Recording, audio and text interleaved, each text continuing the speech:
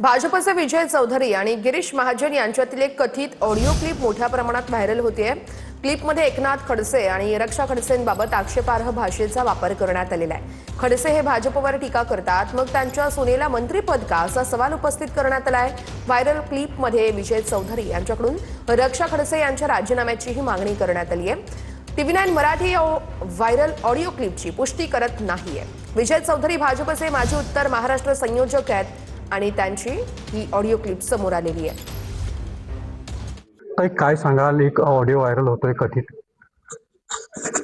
एकतर ती audio clip ऐकल्यानंतर असं वाटतंय की तोंड उघडलं की गटार।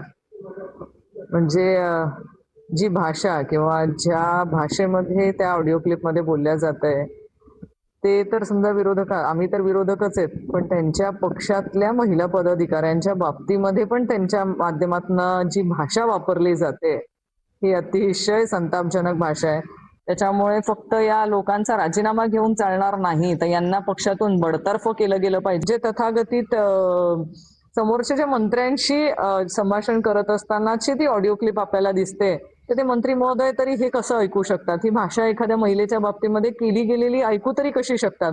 कुठल्याही महिलेच्या बाबतीमध्ये असली भाषा करणं चुकीचं आहे हे तरी त्यांच्याकडनं म्हणणं अपेक्षित होतं। पण मला असं वाटतं की शेवटी त्यांच्या कुठल्या तरी पाठबळाने तर त्या अधिकाऱ्यांना किंवा त्या पदाधिकाऱ्यांना हे बळ मिळत नाहीये ना, कारण शेवटी नेत्यांना खुश करण्यासाठी वापरली गेलेली भाषा आहे का? शेवटी संस्कार हे वरच्यांनीच देणं गरजेचं आहे। तर मला त्यांच्याकडनं अपेक्षा होती की त्यांनी तरी त्यांना थांबायला हवं।